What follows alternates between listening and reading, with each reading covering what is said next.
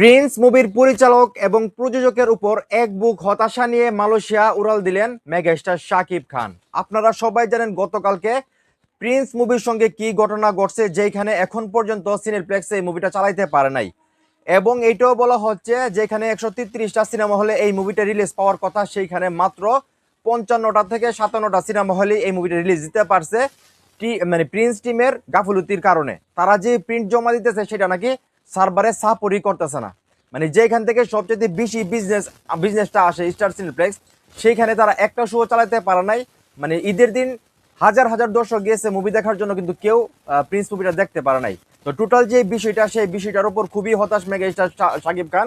এবং উনি কিন্তু যেটা বলা হচ্ছে রকস্টার মুভির জন্য মানে উনি অলরেডি মালয়েশিয়া চলে গেছেন।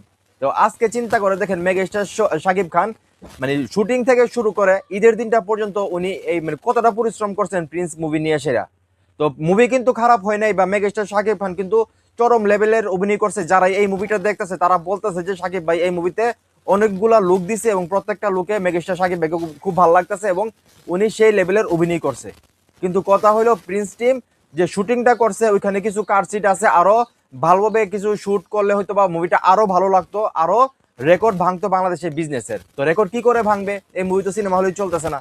যেখানে 133টা সিনেমা হল বুকিং দিচ্ছে, সেখানে তারা 60টা সিনেমা হল মানে অর্ধেক সিনেমা হলো প্রিন্স মুভি চালাইতে পারতেছে না। তো টোটাল বিষয়টার উপর মেগাস্টার শাকিব খান খুবই হতাশ। উনি আসলে এখন কিছু করার নাই, মানে কি করবে এখন? আসলে ওনার হাতে কোনো কিছু নাই। এখনের যে দায়িত্বটা সেটা ছিল প্রযোজক এবং পরিচালকের উপর, তারা কিভাবে ডিস্ট্রিবিউশন করবে। মেগাস্টার শাকিব খানের নামের উপর তো আসলে হল মালিকরা মুভি নেওয়ার জন্য পাগল হয়ে গেছে, হল নিয়েও নিছে অনেক টাকা দিয়ে সেরা। তো হল মালিকদের এখন কি হবে সেটাও একবার চিন্তা করে দেখেন। এবং আমার আশেপাশে যে সিনেমা হল আছে মাল্টিপ্লেক্স তো নাই, সিঙ্গেল স্ক্রিন, সেখানেও তারা মুভিটা চালাইতে পারে নাই। এমনকি আমি তো আপনারা দেখলেনই স্টার সিনেপ্লেক্স মুভি দেখি, সেখানে যাওয়ার জন্য কত চেষ্টা করলাম, কিন্তু মুভি তারা ওইখানে শিডিউলই দেয় নাই, কারণ তারা যে প্রিন্ট পাচ্ছে সেটা নাকি সার্ভারে সাপোর্ট করতেছে না। তো আমি শাকিব ভাইকে রিকোয়েস্ট করব প্রিন্স 2 আসার কথা, যেটা আমি জানতে পারতেছি প্রিন্স 2 করার কোনো দরকার নাই। এবং আপনার কাছে আরেকটা রিকোয়েস্ট, এখন থেকে নতুন পরিচালকের সঙ্গে আপনি কাজ করেন, তাদের কোনো মাথা ব্যথা নাই, কিন্তু নতুন কোনো প্রযোজনা প্রতিষ্ঠানের সঙ্গে আপনি কাজ করবেন না। আপনি নতুন পরিচালকের সঙ্গে পুরাতন যে প্রযোজনা প্রতিষ্ঠান আছে, যাদের মানে আপনি যাদের সঙ্গে সফলভাবে মুভি করতে পারছেন, তাদেরকে নিয়ে ভাই কাজ করেন। এই আলতু ফালতু যে মানে প্রযোজনা প্রতিষ্ঠানগুলো আছে, যারা আপনার মান বুঝে না। আপনি হলেন বাংলাদেশের একমাত্র মেগা স্টার, আপনাকে নিয়ে যদি এই তাল বাহানা করে তাহলে চলবে? আপনি এরকম পরিচালকের সঙ্গে মুভি করবেন, আপনি এরকম প্রযোজনা প্রতিষ্ঠানের সঙ্গে মুভি করবেন যারা 15-20 দিন আগে আপনার মুভির ট্রেইলার মার্কেটে ছাড়তে পারবে, গান ছাড়তে পারবে। একটা জিনিস সাকিব ভাই চিন্তা করে দেখেন, সাকিবিয়ানরা যদি আপনার মুভি মানে মার্কেটিং না করতো, প্রমোট না করতো, তাহলে প্রিন্স মুভি যে বাংলাদেশে আসবে সেটা কেউ জানতোই না।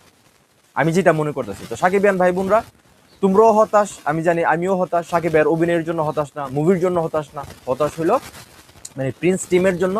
তারা যেই কাজটা, যে গাফলতিটা করছে, যে ব্যর্থতাটা দেখাইছে মেগাস্টার শাকিব খানকে নিয়ে, সেটা আসলে অন্যায় করছে। তারা অন্যায় করছে, আমি যেটা মনে করি এই কাজটা তারা করা মোটেও উচিত হয় নাই। তো যাই হোক, আমি যেটা বললাম মেগাস্টার শাকিব খান প্রিন্স টিমের উপর খুবই হতাশ, পরিচালকের উপর হতাশ, প্রযোজকের উপর হতাশ, যেটা বলা হচ্ছে। এবং উনি অলরেডি মালয়েশিয়া চলে গেছেন পরবর্তী যে প্রজেক্ট রকস্টার, সেই মুভির প্রিপারেশনের ব্যাপারে হয়তো কথা বলতে, বা তারা কোনো মিটিং টিটিং আছে, যেটা জানতে পারলাম আর কি।